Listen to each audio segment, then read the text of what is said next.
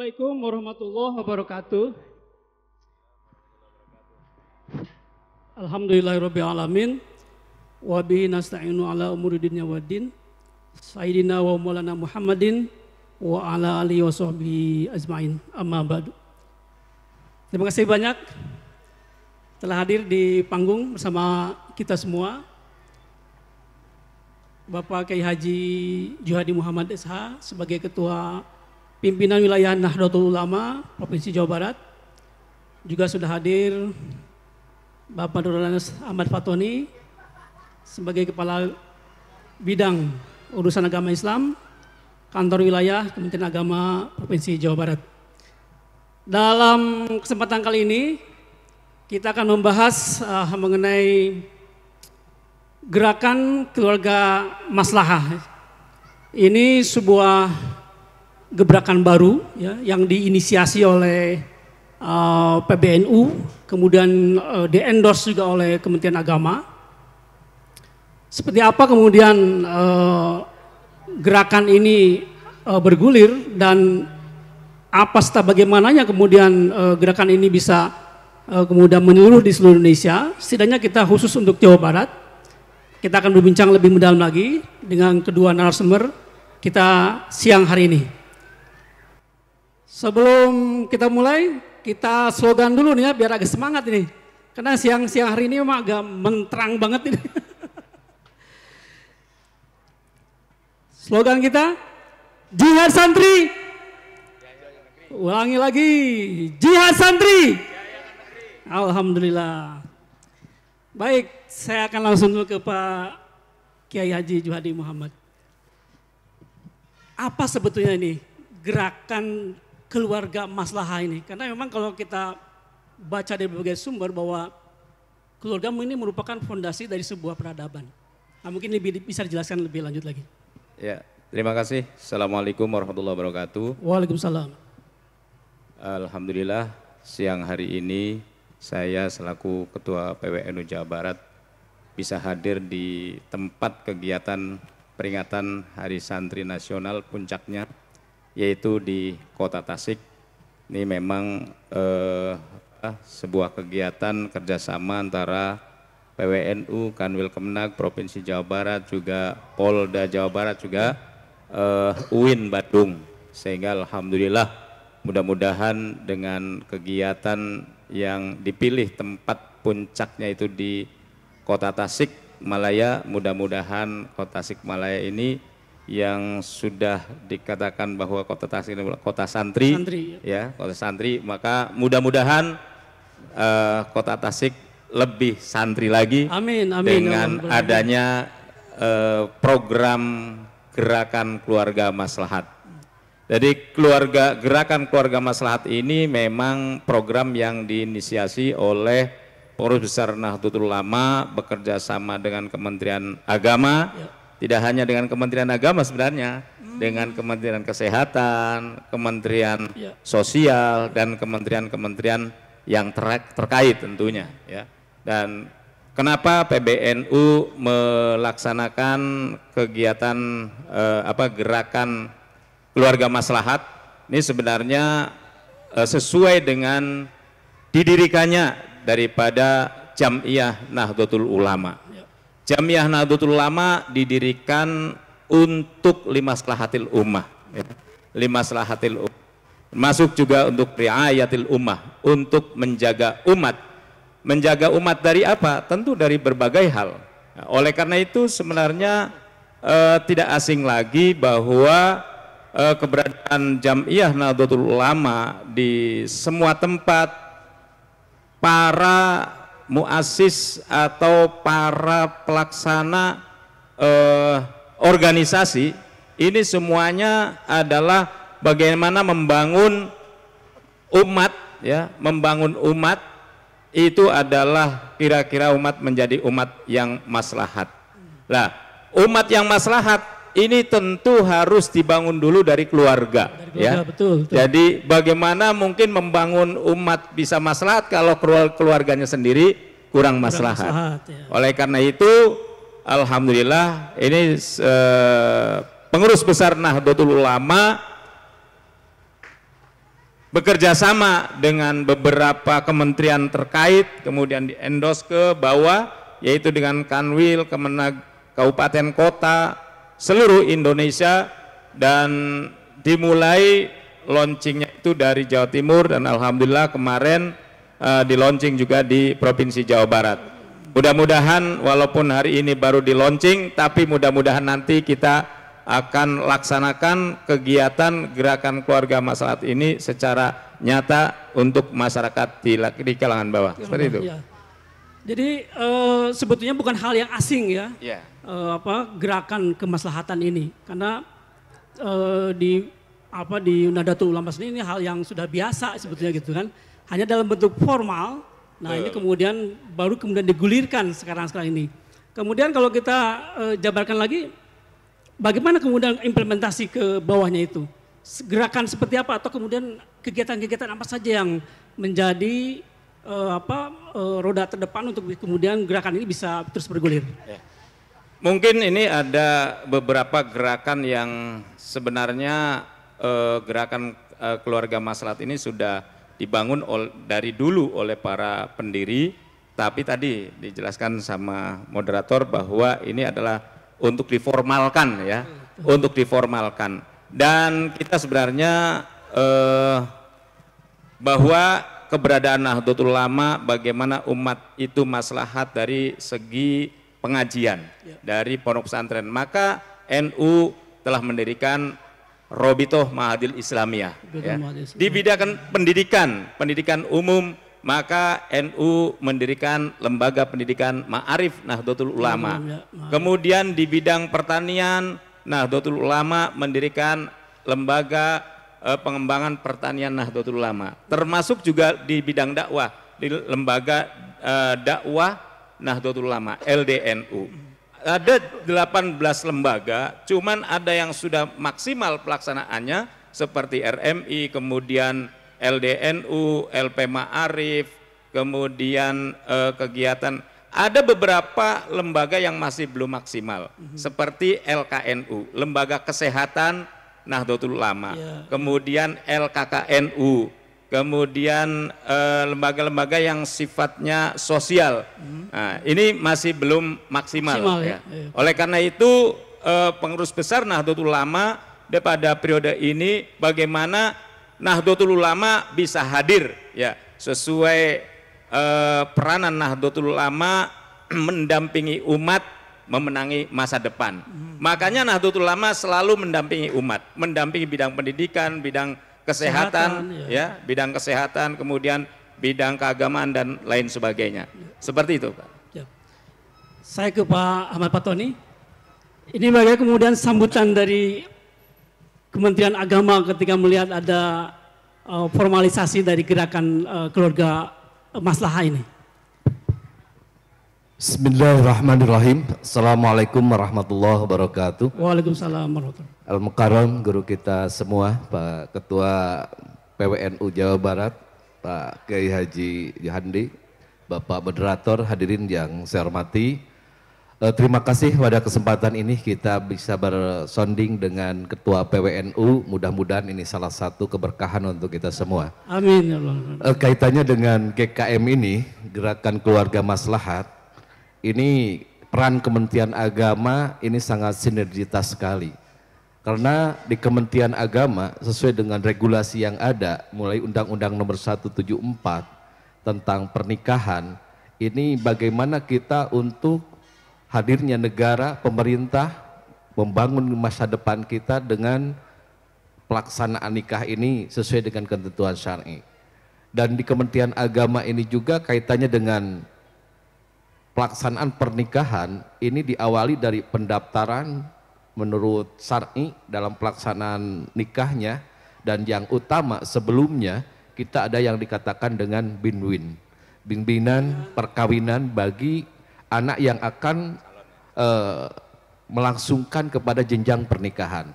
Karena sekarang ini kaitannya dengan mencetak generasi emas 2045 ini tidak bisa lepas dari keluarga. Dikala keluarganya ini banyak yang Rukenhum, KDRT dan berbagai hal, pembekalan tentang suscatinnya, kursus pengantinnya tidak dijalankan, ini akan menjadikan hal yang meneruskan generasi yang kurang baik. Sehingga lahirnya GKM ini sangat sinergitas karena bukan hanya untuk warga Nahdiyin saja, tetapi masyarakat Indonesia dalam rangka melakukan pendampingan dan penguatan tentang ketahanan keluarga ini hadir dari PBNU atau Nahdlatul Ulama untuk masyarakat di Indonesia ini. Jadi sangat sinergis sekali, dan kami mungkin Kementerian Agama sudah melakukan semacam surat keputusan bersama dengan PBNU kaitannya dengan program GKM ini, karena sangat sinergis sekali. Lalu implementasinya seperti apa Pak? Ke lapangan ketika ini sudah ada MOU-nya, kemudian diturunkan ke bawah ini, apa yang akan dikerjakan? Kaitannya dengan kemarin alhamdulillah untuk Jawa Barat ini melalui koordinasi dengan PWNU tidak kurang dari 15.000 kemarin 15.000. pengukuhan GKM tingkat provinsi Jawa Barat. Ya. Dan ini salah satu bentuk yang diharapkan oleh umat dan masyarakat Jawa Barat, pentingnya gerakan keluarga maslahah ini. Dan untuk kaitannya dengan sosialisasi secara struktur dan secara masif, karena ini sampai ke ranting-ranting. Berarti kalau sampai ke ranting-ranting itu sampai desa kelurahan itu ya? harus ada timnya di sana dalam rangka melakukan pendekatan dan pendampingan dengan masyarakat yang menyangkut dengan ketahanan keluarga. Dan ini sangat disupport oleh masyarakat Jawa Barat dengan hadirnya GKM di Indonesia ini. Itu Ada begitu. semacam satgas untuk Ya, sampai ke ranting itu? sampai ke ranting itu ada satgasnya. Mulai dari provinsi, kabupaten pusat, provinsi, kabupaten kota, kecamatan sampai ke tingkat ranting, desa kelurahan. Dan ini sangat masif sekali dan sangat luar biasa sekali. Meskipun ini program yang sinergik yang urgensi dari GKM ini, diantaranya yaitu penanganan stunting. Ini stunting Salah ini satunya stunting, kesehatan ya? ya, kebetulan Bimas Islam juga sekarang ini yang dominan ini sekarang ini kaitannya dengan stunting. Karena stunting ini bukan hanya pendek saja, tetapi secara syariat mereka mungkin dari segi IQ-nya ada kelemahan dan usianya secara syariat itu pendek. Sehingga bagaimana generasi emas ke depan kalau bangsa kita ini kaitannya dengan stunting kita tidak atasi ataupun tidak antisipasi. Ini akan membahayakan dan menjadi beban negara. Dan ini sangat sinergis sekali dengan kementerian dan lembaga yang lain kaitannya dengan stunting. Itu mungkin salah satu agenda yang sama. Ya. Lalu yang kedua, salah satu agenda yang sama dengan Kementerian Agama yang merupakan program dominan yaitu bimbingan keluarga, yaitu BINBIN. BINBIN ini Kementerian Agama ada yang mandiri, ada yang klasikal, dalam artian diikuti oleh semua pengantin. Dan ada beberapa kabupaten kota yang sudah berani dikala mereka mau melangsungkan pernikahan belum mengikuti suscatin, khusus calon pengantin, mereka nggak berikan untuk buku nikahnya. Karena orang yang mau melaksanakan nikah itu kalau didorong dengan syahwatnya saja, tidak kepada sunnah Rasul, ya ini mungkin hal-hal yang menjadi kita tidak harapkan. Bagaimanapun pernikahan ini yang sakral, yang akan menelurkan generasi penerusnya, ya sehingga didasari dengan pemahaman dan keilmuan mereka mau melangsungkan pernikahan, sehingga ini akan membangun keluarga yang samawa itu, sakinah mawadah warahmah. Ini salah satu yang harus kita ikhtiarkan dalam rangka pendidikannya, terutama bagi siswa, mahasiswa dan remaja yang akan melangsungkan pernikahan. Itu mungkin salah satunya. Kembali ke Pak Kiai, kalau kita lihat kemudian tadi sebut tentang generasi emas 2045, kemudian kondisi sekarang ada prioritas yang diutamakan terkait dengan penanganan stunting. Di PWNU Jabar sendiri seperti apa untuk gerakan-gerakan sosialisasi tentang stunting? Jadi kita melalui muslimat, melalui fatayat, kebetulan juga walaupun baru di launching di Jawa Barat kita sudah ada pelaksanaan penanganan stunting, yaitu tepatnya di Kabupaten Bandung Barat. Ya, jadi NU hadir, kemudian Kementerian Agama juga hadir, kemudian kementerian terkait juga hadir. Jadi memang betul tadi apa yang disampaikan bahwa poin pentingnya pelaksanaan gerakan keluarga maslahat itu bagaimana kita melaksanakan bimbingan perkawinan, bimbingan keluarga, kemudian penyelesaian soal stunting, agar bagaimana Jawa Barat juga mempersiapkan generasi muda ini, generasi yang sehat, generasi yang EQ-nya juga bagus, supaya bisa bersaing dengan tidak dengan internasional, tapi dengan provinsi-provinsi yang lain juga kira-kira Jawa Barat ini mampu bersaing. Kalau bentuk yang real dari setelah kemarin launching itu, apa yang kemudian akan dilakukan oleh PBNU?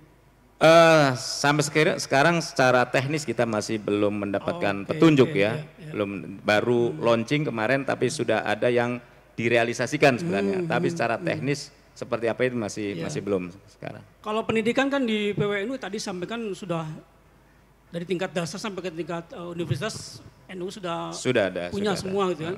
Nah, kira-kira kemudian bagaimana memanfaatkan potensi SDM di tataran anak-anak muda ini supaya kemudian mereka juga paham betul tentang gerakan keluarga maslahat ini, walaupun mereka sebagai calon gitu ya, sebagai calon pembentuk keluarga. Ini seperti apa untuk masuk ke mereka ini?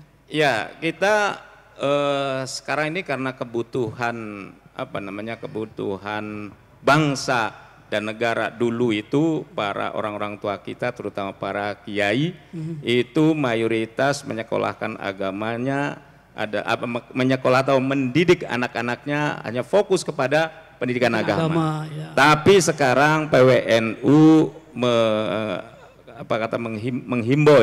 menghimbau kepada warga Nahdlatul Ulama atau kepada warga Jawa Barat, bagaimana anak-anaknya ini tidak hanya khususnya di NU, jangan satu arah saja, karena ngurus dunia itu ya dengan berbagai disiplin ilmu. Kira-kira ada yang masuk di teknologi, ada yang di arsitek dan lain sebagainya, supaya sumber daya manusia kita ini betul-betul bersaing di segala bidang. Jadi makanya kita juga mendirikan beberapa perguruan tinggi Nahdlatul Ulama yang ada di Jawa Barat. Seperti itu.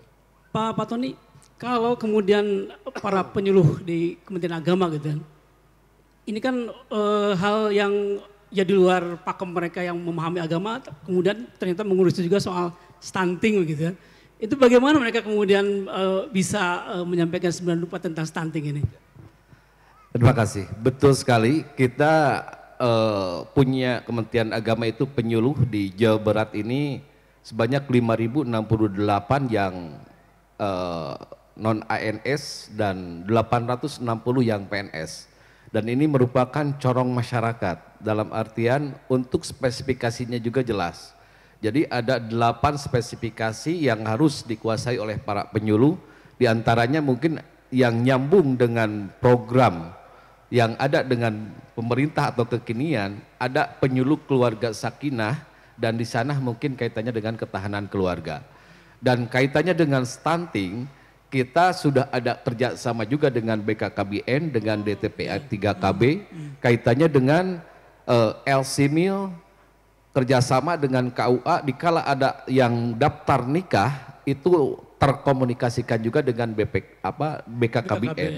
Ya, sehingga ini salah satu bagaimana untuk yang akan melaksanakan pernikahan itu, mereka bukan hanya melaksanakan sunnah Rasul saja, tapi diimbangi dengan kesehatannya. Dan ini salah satu ikhtiar kita melalui SKB dengan BKKBN dan DPA 3KB ini, untuk bagaimana kesiapan dalam masuk ke jenjang pernikahan itu mereka dari segi fisik, mental, dan kesiapan untuk melahirkan itu sudah dibekali dari segi keilmuannya. Karena stunting ini dari kesehatan ini bagaimana untuk produksi seorang calon ibu yang akan melahirkan itu kuat dari segi fisik, juga dari kesehatan, dan itu perlu ikhtiar dan syariat. Dan itu sudah berjalan sekarang melalui SKB dengan atau MOU dengan BKKBN maupun dengan DP3KB. Jadi penyuluh ini yang masuk ke majlis-majlis taklim, yang KUA ini mungkin penghulunya masuk juga dengan masyarakat, dan di Binwin juga disampaikan dan diarahkan bagaimana yang daftar ke KUA ini diarahkan untuk ada dulu pemeriksaan kesehatan, sehingga betul-betul mereka siap segalanya dalam membangun ketahanan rumah tangga. Itu mungkin sudah berjalan alhamdulillah. Jadi gerakan keluarga maslahah ini memiliki tujuan ke depan itu membentuk keluarga yang betul-betul tangguh ya. Betul, betul. Tentu menuju Indonesia yang sejahtera ya. Ketika terbentuk nanti generasi emas 2045 maka semua itu berasal dari pendidikan keluarga ini. Sejauh ini Pak Kiai memandang kondisi real masyarakat sekarang terutama dari sisi pergaulan anak-anak muda seperti apa sih Pak Kiai? Ya. Makanya alhamdulillah sekarang PBNU punya program gerakan keluarga maslahat. Kita ini melibatkan semua pihak ya. Dan NU juga harus hadir di tengah-tengah masyarakat, tidak hanya soal pendidikan keagamaan, tapi juga kesehatan. Karena kesehatan ini penting sekali bagaimana generasi ke depan kita itu betul-betul generasi yang sehat. Karena dengan generasi yang sehat tentu akan menimbulkan juga generasi-generasi yang cerdas. Ketika generasi itu sehat, cerdas, maka akan menjadi generasi yang kuat.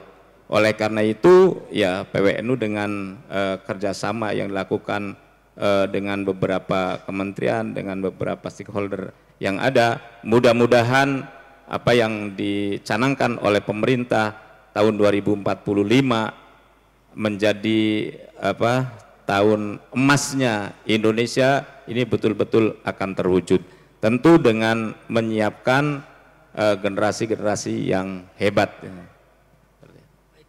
Pak Tony, kalau kemudian kita lihat habit sekarang, kebiasaan sekarang anak muda sekarang itu kan lebih sering bersosialisasi, berkomunikasi di media sosial. Apakah kemudian ada program khusus terkait dengan gerakan keluarga maslahat melalui media sosial? Kaitannya dengan peran media sosial ini memang sangat dominan dan sangat luar biasa untuk masuk di dunia milenial gitu ya. Tetapi mungkin kaitannya dengan bagaimana peran Kementerian Agama kerjasama dengan PWNU yang sekarang akan kita bangun untuk penyuluh masuk sekolah, penyuluh masuk perguruan tinggi. Ya. Ini timnya kan nggak sembarang gitu untuk asesor para binwin karena itu dilatih dulu melalui salah satunya dari PBNU Bu Alisa Wahid itu yang mengeluarkan sertifikat tentang asesor binwin gitu ya. Dan ini mungkin kita kerjasama dengan pemerintah daerah kaitannya dengan BRUS, bimbingan remaja usia sekolah. BRUS, ya. Bimbingan remaja usia sekolah.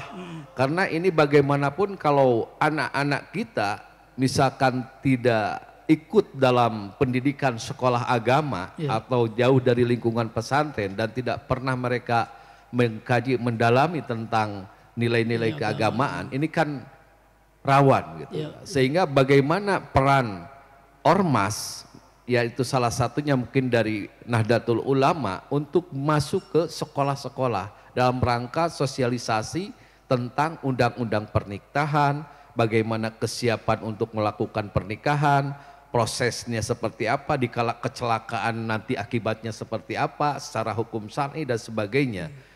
Mau kita melakukan pernikahan kan generasi sekarang ini nggak tahu doa mau setelah nikah seperti apa, doa mau adu seperti apa, itu kan tidak dikenalkan.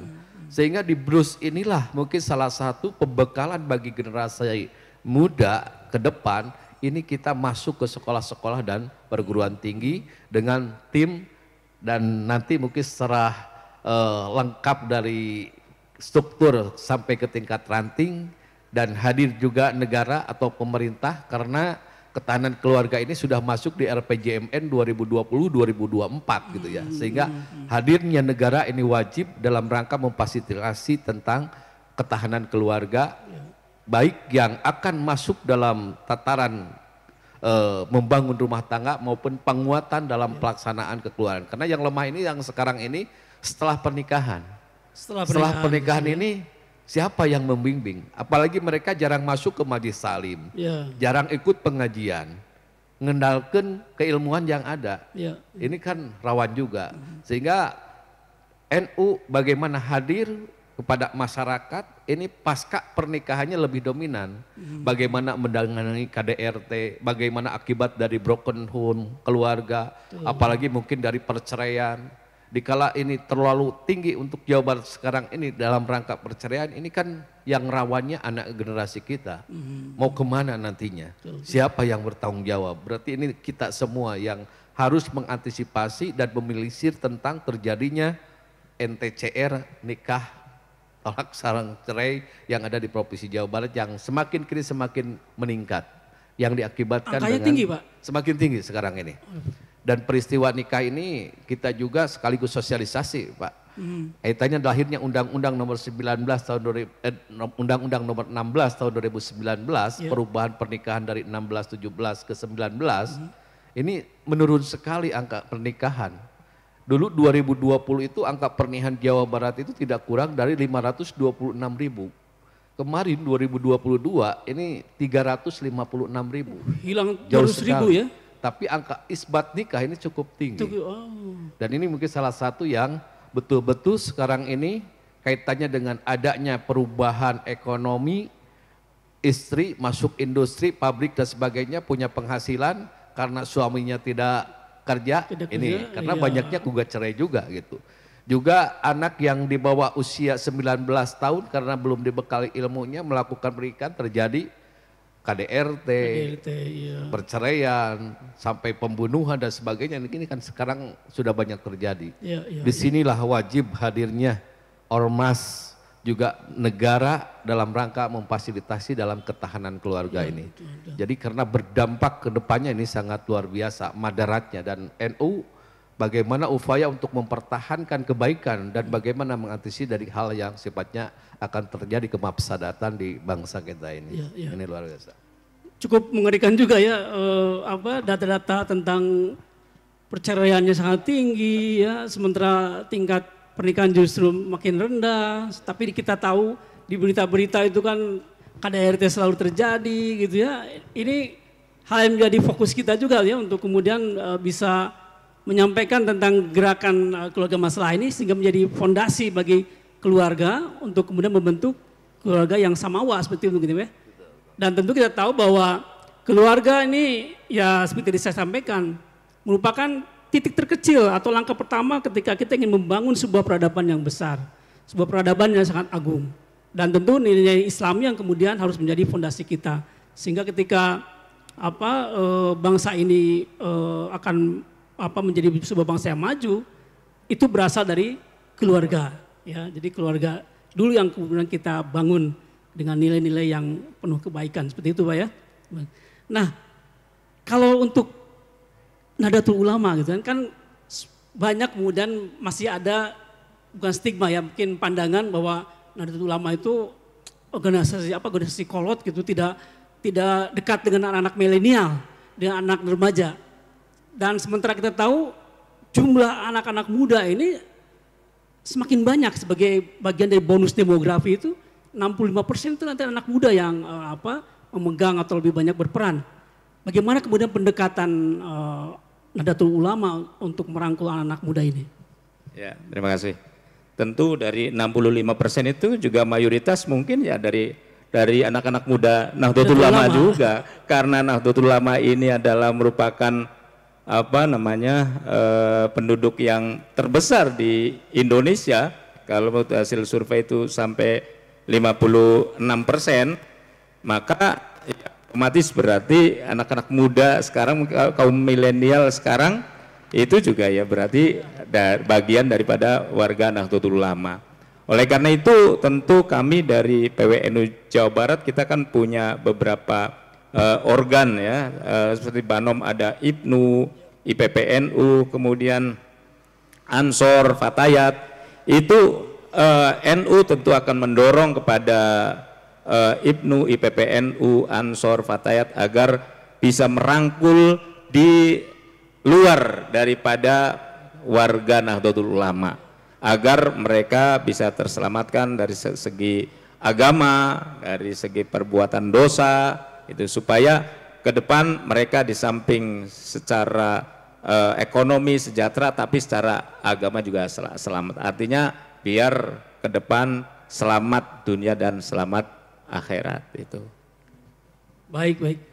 Pak Ahmad Fatoni, mungkin terakhir dari gerakan yang kemudian diluncurkan ini, apa yang kemudian program-program berikutnya dari Kementerian Agama untuk semakin mensosialisasikan dan kemudian mengimplementasikan dari gerakan nilai-nilai gerakan keluarga maslahat ini. Terima kasih.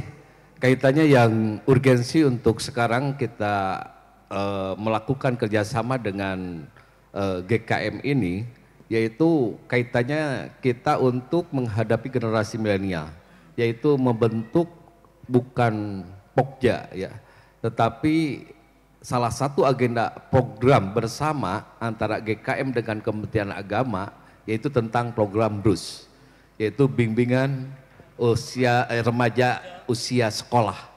Karena ini hal-hal yang sangat rawan dan perlu kita hadir di sana dalam rangka memberikan sosialisasi dan pemahaman nilai-nilai syar'i kaitannya dengan generasi yang akan melangsungkan kepada pernikahan. Itu yang pertama.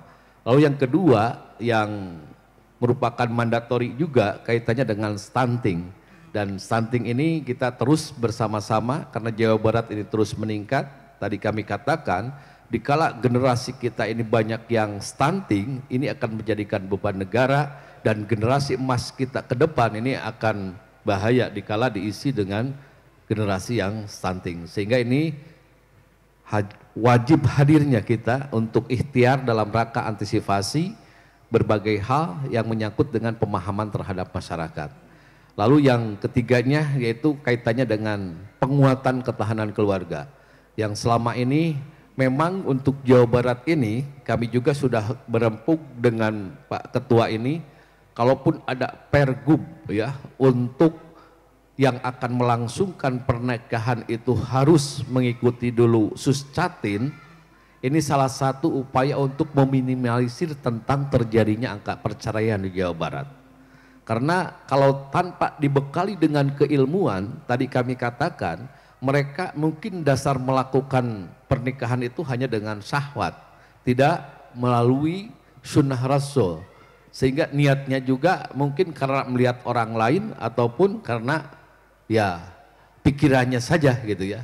Nah makanya ini salah satu yang diharapkan dalam upaya meminimalisir terjadinya tentang stunting dan terjadinya KDRT dan perceraian di Jawa Barat ini, hadirnya pemerintah minimal adanya edaran penguatan tentang remaja yang melangsungkan pernikahan itu wajib untuk ikut dulu Suscatin, baik melalui Zoom, karena ini kan kita sudah layani melalui Zoom. Orang yang lakinya di Sumatera, misalkan calon istrinya di Tasik, nggak mungkin mereka hadir, sehingga kita layani melalui Zoom. Yang penting mereka terbekali tentang ilmu rumah tangganya. Itu mungkin yang kita harapkan dalam sahabat ini. Luar biasa nih ya, jadi memang pembekalan ini yang paling penting ya, supaya kemudian semuanya karena lillahi ta'ala gitu kan, karena dikalikan ilmu ini. Terakhir mungkin Pak Yai, tentang gerakan kemaslahatan ini, bagaimana kemudian seluruh unsur masyarakat bisa berpartisipasi dalam gerakan keluarga maslahat ini? Ya tentu kita nunggu setelah ada petunjuk pelaksanaan bagaimana melaksanakan program gerakan keluarga maslahat, maka kita akan sosialisasikan secara maksimal. Terutama adalah tadi yang disampaikan oleh Pak Fatoni, Pak Haji Fatoni dari Kementerian Agama. Saya juga sebenarnya kaget tadi tuh angka pernikahan turunnya drastis itu.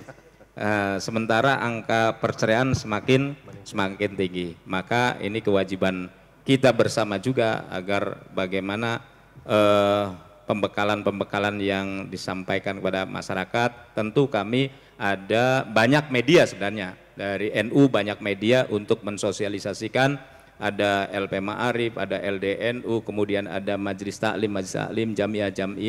Nah, tentu itu makanya kita bekerja sama dengan Kementerian Agama. Kementerian Agama punya penyuluh, kita juga punya kader yang banyak sekali. Oleh karena itu mudah-mudahan suksesnya program gerakan keluarga maslahat, maka kita bisa menyongsong 2045 menjadi keemasan Indonesia yang sejahtera tentunya. Ya. Amin, amin ya Allah Rabbal Alamin. Baik, luar biasa sekali ya tentang gerakan keluarga maslahah. Tentu Bapak Ibu sekalian, Akang Teteh sekalian, kita harus menjadi bagian dari gerakan ini. Ini demi kemudian tadi sampaikan agar terciptanya sebuah generasi emas yang betul-betul sehat jasmani, sehat rohani ya, memiliki ilmu ya, itu Pak, terutama memiliki pondasi-pondasi agama. Jangan sampai kemudian ketika membentuk sebuah keluarga hanya didasari atas syahwat semata ya, tetapi tidak ada keilmuan di dalamnya. Tentu ini menjadi sebuah pelajaran yang sangat baik bagi kita dan menjadi kewajiban bagi kita juga untuk kemudian menyebarluaskannya, menyosialisasikannya kepada saudara-saudara kita, kepada masyarakat di sekitar kita. Baik, demikian Akang Teteh, Bapak Ibu sekalian, talkshow singkat kita tentang gerakan keluarga maslahat. Mudah-mudahan ini bermanfaat bagi kita semua. Wallahu muwaffiq ila aqwamit thoriq. Wassalamualaikum warahmatullahi wabarakatuh. Waalaikumsalam warahmatullahi wabarakatuh.